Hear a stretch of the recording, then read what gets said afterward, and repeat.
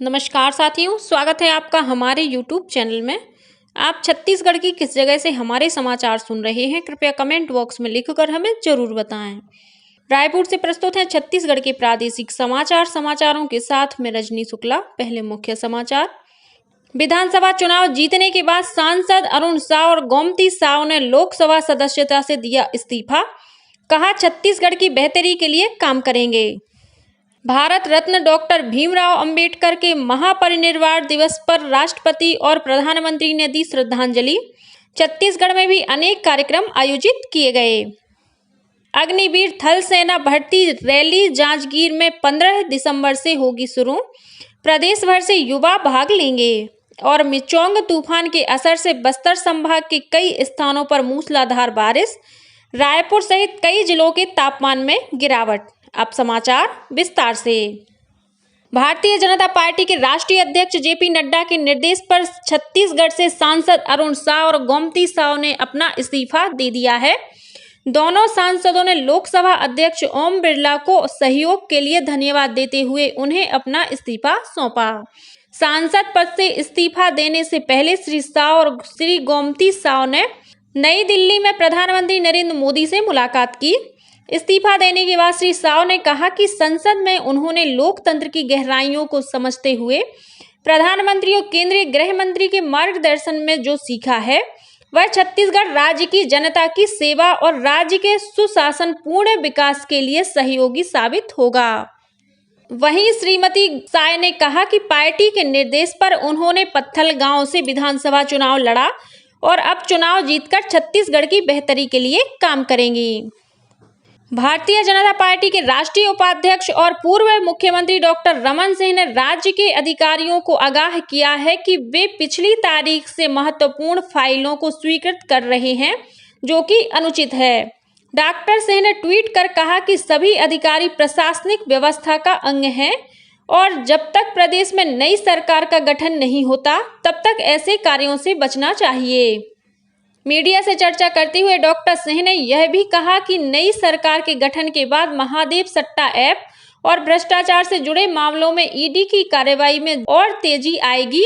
उन्होंने कहा कि ऐसे मामलों को जल्द से जल्द निपटाने की कोशिश की जाएगी। डॉक्टर सिंह ने कहा कि भाजपा चुनावी घोषणा पत्र में किए गए अपने सभी वायदों को पूरा करेगी। राजनांदगांव क्षेत्र के सांसद संतोष पांडेय ने कल लोकसभा में राजनांदगांव को डाक विभाग का संभाग बनाने की मांग की है। उन्होंने यह मुद्दा उठाते हुए कहा कि राजनांदगांव में डाक विभाग का उप संभाग है और इसका संभागीय कार्यालय भिलाई में है। इसके कारण राजनांदगांव जिले के साथ ही इसके पास स्थित दूसरे जिलों के लोगों को भी डाक विभाग से संबंधित कार्यों के लिए भिलाई जाना पड़ता है। उन्होंने बताया कि राजनांदगांव संसदीय क्षेत्र में जिलों की संख्या 2 से बढ़कर 4 हो गई है, जिसमें से एक जिला पूरी तरह आदिवासी बहुल जिला है, जिसमें से सभी जिले राजनांदगांव के पास हैं। लेकिन भिलाई स्थित संभाग कार्यालय इन जिलों से औसतन 120 किलोमीटर की दूरी पर है। इससे आम लोगों को आर्थिक कठिनाई के साथ ही आवागमन की परेशानी भी उठानी पड़ती है। सांसद ने कहा कि उप संभागों को जोड़कर राजनांदगांव को पूर्ण संभाग का दर्जा दिया जाए। पाटन विधानसभा क्षेत्र में कांग्रेस द्वारा कथित रूप से आदर्श आचार संहिता के उल्लंघन मामले को लेकर भाजपा उम्मीदवार विजय बघेल ने दोबारा मुख्य निर्वाचन पदाधिकारी से शिकायत की है। श्री बघेल ने इस संबंध में दिल्ली हाई कोर्ट के एक आदेश का हवाला देकर निर्वाचन कार्यालय के अधिकारी से अलग से इस मामले की जांच कराने की मांग की है। पहले की गई अपनी शिकायत में विजय बघेल ने आरोप लगाया था कि प्रचार बंद होने के बाद भी मुख्यमंत्री भूपेश बघेल ने रोड शो किया। इस संबंध में रोड शो कार्यक्रम की एक सीडी भी दी गई थी। इस मामले की जांच एसडीओपी और नायब तहसीलदार ने की और निष्कर्ष दिया था कि आचार संहिता का उल्लंघन प्रतीत नहीं होता है। इस जांच प्रतिवेदन से असंतुष्ट होकर विजय बघेल ने मामले की शिकायत चुनाव आयोग कार्यालय में की और दिल्ली हाई कोर्ट में भी याचिका दायर की। दिल्ली हाई कोर्ट ने इस पर व्यवस्था की मामले की शिकायत दोबारा छत्तीसगढ़ निर्वाचन आयोग पदाधिकारी कार्यालय से की जाए। विजय बघेल ने हाई कोर्ट के उसी आदेश के आधार पर फिर से शिकायत की है। केंद्रीय गृह मंत्रालय ने संगठित निवेश या फिर अंशकालिक कार्य आधारित रोजगार देने की धोखाधड़ी में शामिल 100 से अधिक वेबसाइटों की पहचान की है और उन्हें भारतीय साइबर अपराध समन्वय केंद्र की पहल के अंतर्गत ब्लॉक कर दिया गया है। मंत्रालय की एक आधिकारिक विज्ञप्ति में कहा गया है कि इस तरह की वेबसाइट आर्थिक अपराधों को बढ़ावा दे रही है। मंत्रालय ने यह भी कहा कि ये वेबसाइट विदेशी लोग संचालित कर रहे थे और धोखाधड़ी के लिए डिजिटल विज्ञापन, चैट, मैसेंजर या गैर कानूनी माध्यमों का इस्तेमाल हो रहा था। गृह मंत्रालय ने नागरिकों को सलाह दी है कि वे ऐसे धोखेबाजों द्वारा इस्तेमाल किए गए फोन नंबरों और सोशल मीडिया हैंडल की जानकारी तुरंत राष्ट्रीय साइबर अपराध रिपोर्टिंग पोर्टल पर साझा करें। देश भर में कल भारत रत्न डॉक्टर भीमराव अंबेडकर को उनके 68वें महापरिनिर्वाण दिवस पर श्रद्धांजलि अर्पित की गई। कल सुबह राष्ट्रपति द्रौपदी मुर्मू, उपराष्ट्रपति जगदीप धनखड़, प्रधानमंत्री नरेंद्र मोदी, लोकसभा अध्यक्ष ओम बिरला सहित अनेक केंद्रीय मंत्रियों और सांसदों ने संसद भवन परिसर में डॉक्टर अंबेडकर की प्रतिमा पर पुष्पांजलि अर्पित की। वहीं छत्तीसगढ़ के राज्यपाल विश्वभूषण हरिचंदन ने भी राजभवन में डॉक्टर अंबेडकर के छाया चित्र पर माल्यार्पण कर उन्हें श्रद्धांजलि अर्पित की। राज्यपाल ने कहा कि डॉक्टर अंबेडकर ने समाज के वंचित और कमजोर तबके के सशक्तिकरण में महत्वपूर्ण भूमिका निभाई है। रायपुर स्थित प्रदेश कांग्रेस कार्यालय राजीव भवन में भी डॉक्टर अंबेडकर की पुण्यतिथि पर उन्हें श्रद्धांजलि दी गई। इस अवसर पर प्रदेश कांग्रेस अध्यक्ष दीपक बैज सहित अन्य पदाधिकारी और कार्यकर्ता उपस्थित थे। इसके अलावा दक्षिण पूर्व मध्य रेलवे के रायपुर मंडल द्वारा डॉक्टर अंबेडकर के महापरिनिर्वाण दिवस पर एक कार्यक्रम आयोजित कर उन्हें श्रद्धांजलि दी गई। इस मौके पर मंडल रेल प्रबंधक संजीव कुमार सहित रेलवे के अन्य वरिष्ठ अधिकारी और कर्मचारी उपस्थित थे। सशस्त्र सेना झंडा दिवस आज 7 दिसंबर को मनाया जा रहा है। राज्य सैनिक बोर्ड और संचालक सैनिक कल्याण के सचिव ब्रिगेडियर विवेक शर्मा ने सभी नागरिकों से शहीद सैनिकों की विधवाओं, भूतपूर्व सैनिकों, सेना में सेवारत सैनिकों और उनके आश्रितों के पुनर्वास तथा कल्याणकारी योजनाओं के लिए अधिक से अधिक दान देने की अपील की है। दान की गई पूरी राशि आयकर से मुक्त होगी। दान राशि सैनिक कल्याण कार्यालय के बैंक खाते, चेक, आरटीजीएस या ड्राफ्ट के माध्यम से दी जा सकती है।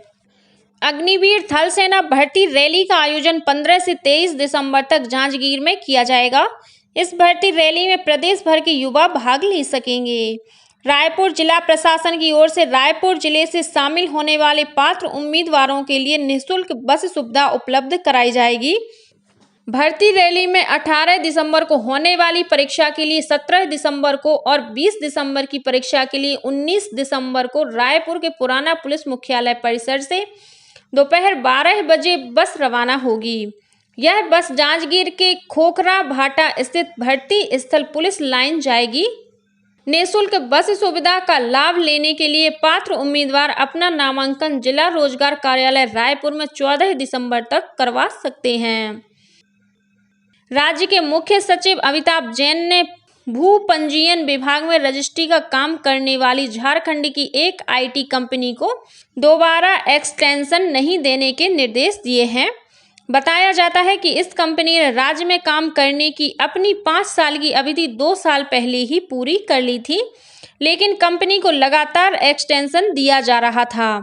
इस मामले की जानकारी मिलते ही मुख्य सचिव ने अधिकारियों की एक बैठक बुलाई और इस कंपनी को दोबारा काम नहीं देने के निर्देश दिए।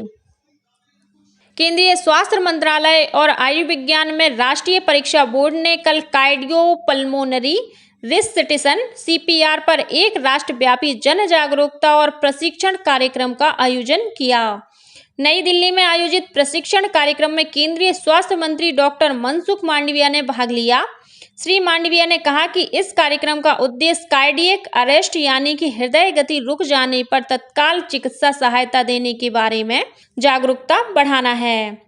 इस बीच अखिल भारतीय आयुर्विज्ञान संस्थान एम्स रायपुर द्वारा भी लोगों को हृदयघात के प्रति जागरूक करने के उद्देश्य से प्रशिक्षण दिया जा रहा है। इस परियोजना के तहत एक वर्ष में 50,000 से अधिक नागरिकों को दिल का दौरा पड़ने की स्थिति में मदद के लिए रोगी की छाती दबाने और कृत्रिम रूप से सांस देने की प्रणाली सीपीआर का प्रशिक्षण दिया जा रहा है।